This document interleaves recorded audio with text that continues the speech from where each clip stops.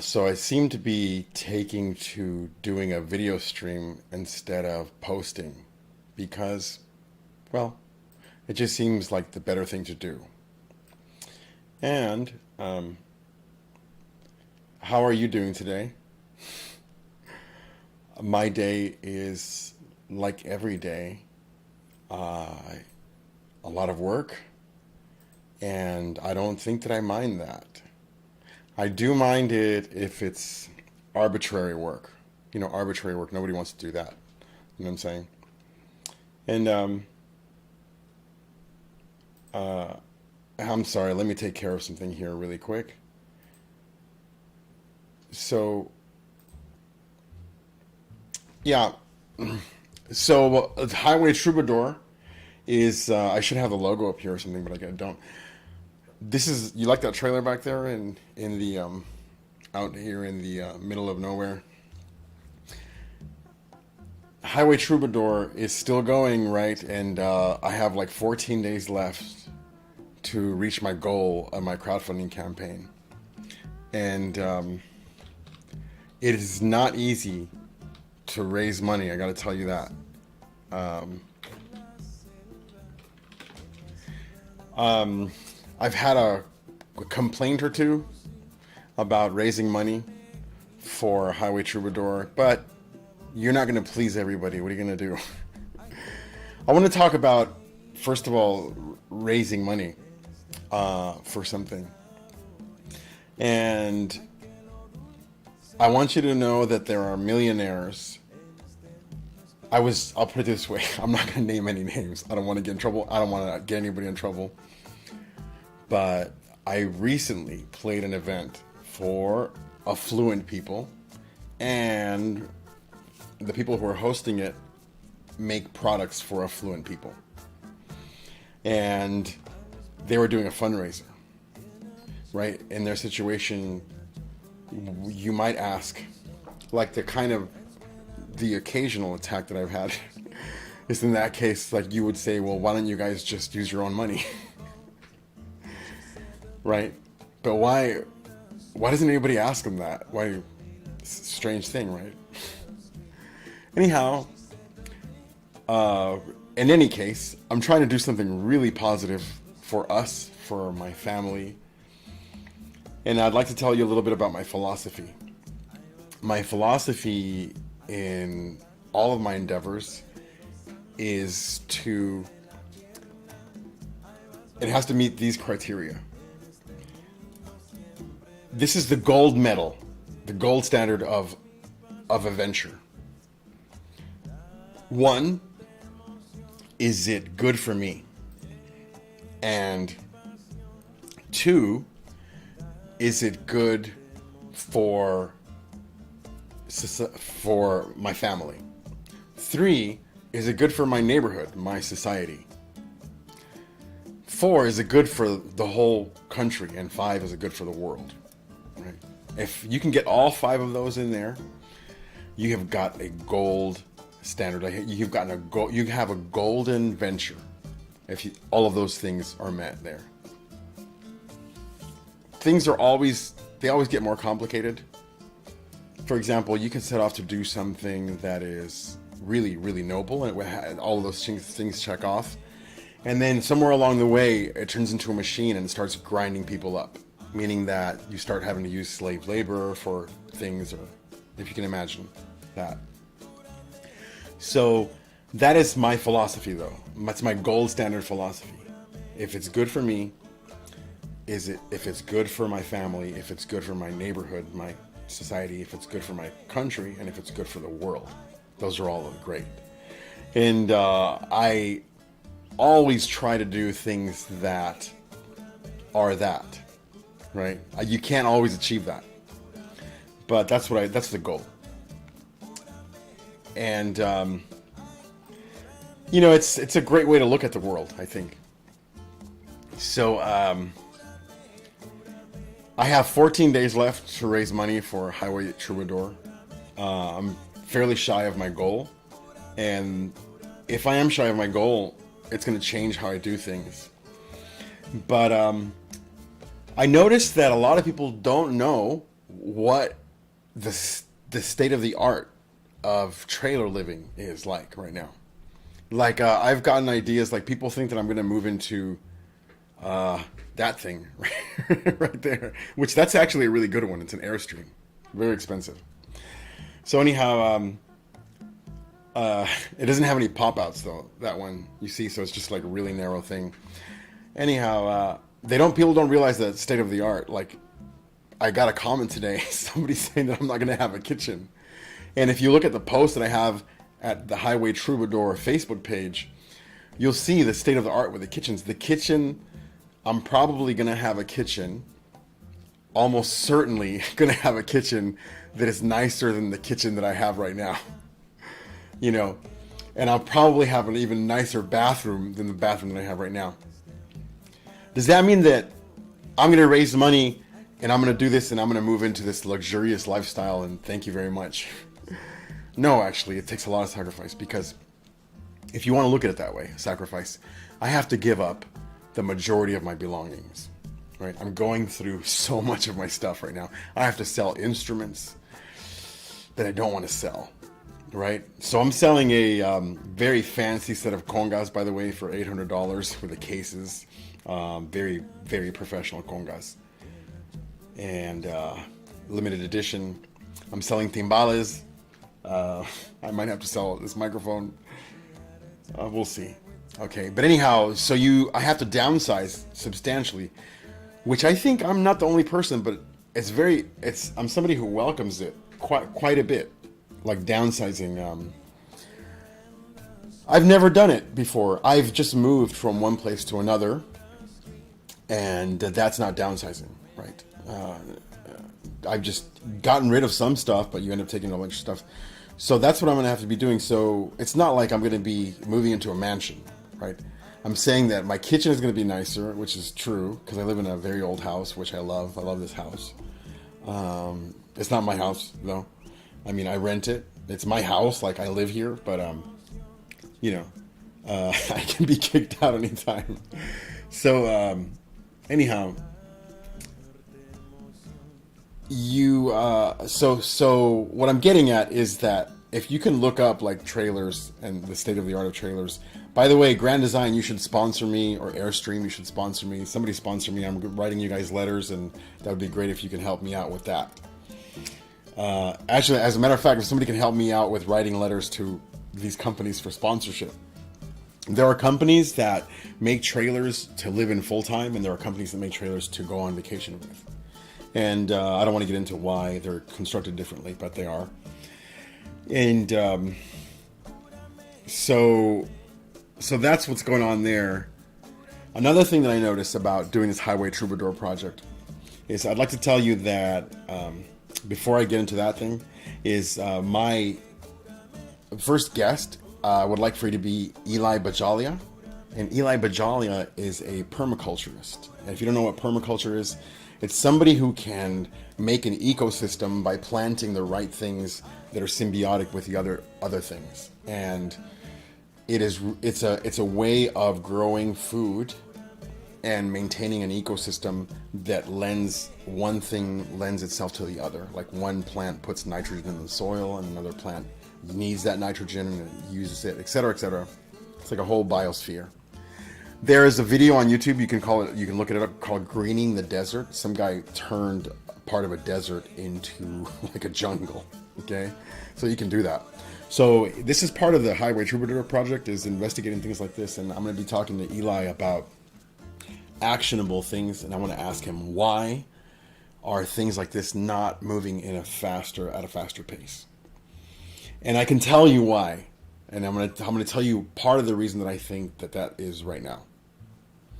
This is very important. I hope you listen to this right now. I hope you've gotten this far. My hypothesis, my idea, what I'm telling, my observation. Why things don't move faster. I'm somebody with small kids. I have a 4-year-old and a 6-year-old, about to be 5 and 7.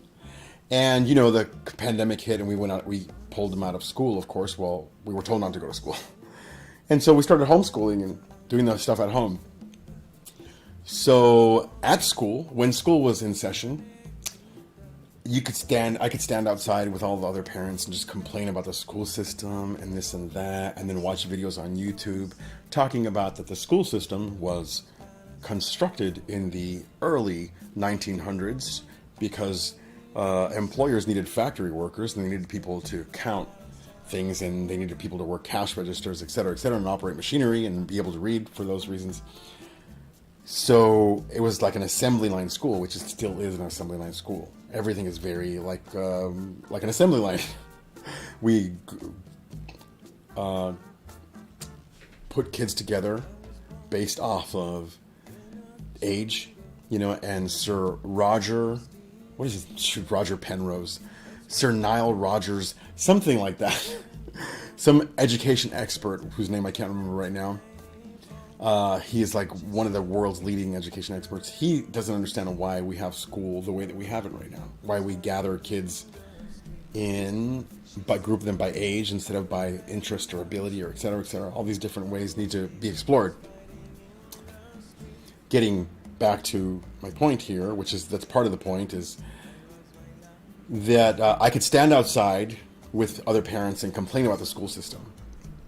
But as soon as I can even complain about the school system with other teachers, as soon as I actually as soon as I take action and like I say, okay, I'm going to homeschool my kids or try something different, all of a sudden, how could you? The school system is so wonderful. How can you pull them? They're going to miss all of this great stuff, and all of a sudden it becomes the best thing ever. Right? So, again, with this trailer, things are a certain way in society. I don't want to be a consumerist. I'm not going to go live in the woods in a tent. If you just look at the Highway Troubadour Facebook page, you'll see a picture of a kitchen that is probably nicer than your kitchen. It's definitely nicer than my kitchen, and that's in a trailer, okay? So anyhow, this trailer thing, the same thing. It's like you actually, like you have people who are like screaming revolution, and then when you actually take a step towards it, instead of talking, everybody, like, they freak out. They're like, no, actually, I didn't really mean it. I just wanted Jessica to see me say that, because I wanted her to think I was cool, because I wanted to sleep with her. Or whoever, Maria, James, whoever you want to sleep with. Right? It's like, that is the case, and that's something that I have, that needs a name. That, we have to come up with a name for that right now. It doesn't have to be the best name. We could change the name later. But that could be called actionable phobia, or bluff. I guess you're calling the person's bluff, but it's not really a bluff. They don't know that it's a bluff until you do it. So, hidden bluff revelation. Okay, we'll go with that for now. It's a hidden bluff revelation caused by an action. I'll work on that title. We'll just change the name later.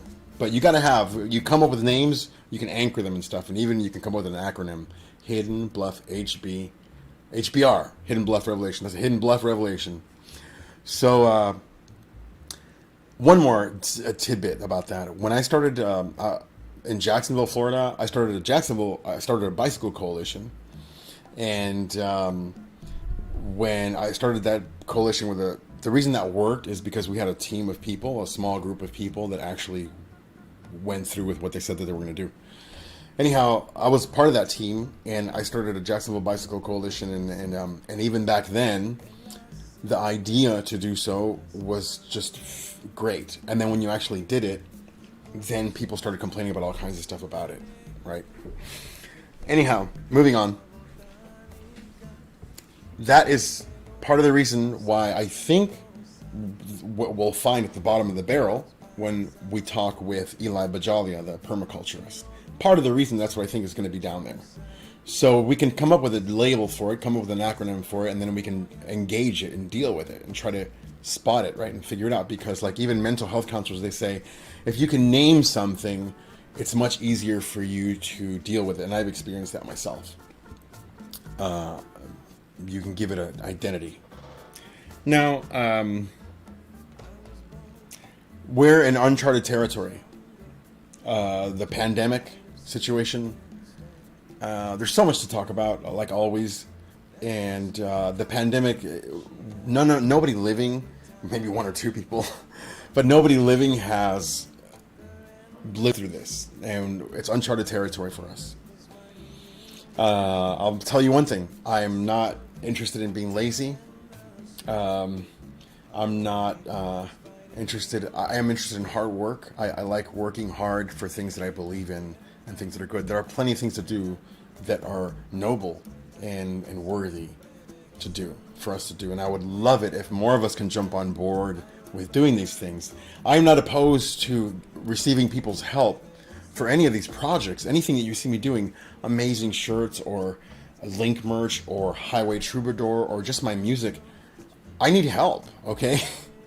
I need help. Like, you probably need help with the things that you're doing. Another reason why things may not be working, which is I'm in the complaining phase right now, I guess. You have to document the problems, the complaints. Another reason is that everybody's trying to start their own thing. Like somebody starts something, like here in the city that I live in, Jacksonville right now, somebody started a festival, and then somebody else goes like, I'm gonna start my own festival. And there's like little cliques, right? But none of them, they're not all gonna work out because the population here is not, the population that's gonna go patronize those places. Can you use that word that way? It's always freaked me out. The patrons of those places, there's not, the numbers are not enough, right? It's not the town center where it appeals to a broad mass of people because of the diversity of stores there, which is a mall. The town center is a mall here. And anyhow, that's another reason that things don't work. So I need help. I need help with amazing shirts. Derek Hudson is the guy doing the back end. I hope still. Derek Hudson, he's a computer programmer, and he's doing the back end of the amazing shirts, the kids. And then Link Merch is more complicated. That's a more complicated product. But for now, everything that you see, amazing shirts, Highway Troubadour, kids, amazing shirts, Link shirts, all the copy, all of the literature, all of the graphics, that's all me, okay? This is besides me raising my kids and doing this and figuring out how to video cast and et cetera, and doing nothing.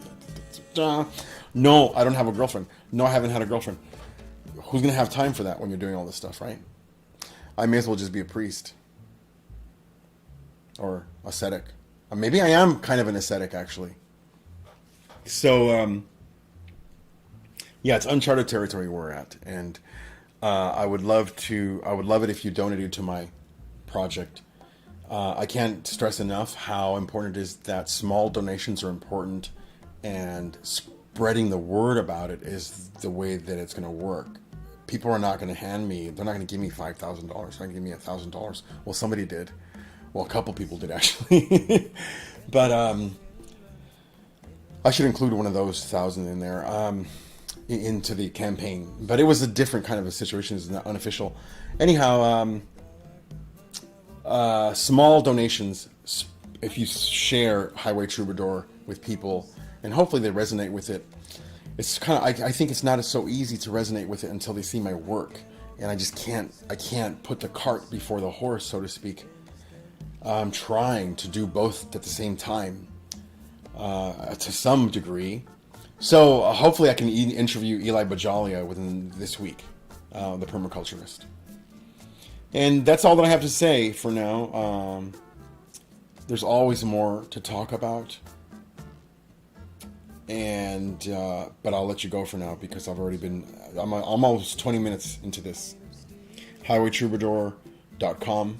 Highwaytroubadour.com, ladies and gentlemen. Please, small donations and share my project. That's how it's going to work. It's so hard to get people to share things on social media, including myself. But nobody really asks me to share stuff. And when they do, I do share it most of the time. Well, I think once or twice something's been so offensive, I'm like, I'm not going to share that. Look at my video and check it out. Highwaytroubadour.com. I hope things go well for you. Life gets hard sometimes. Hang in there.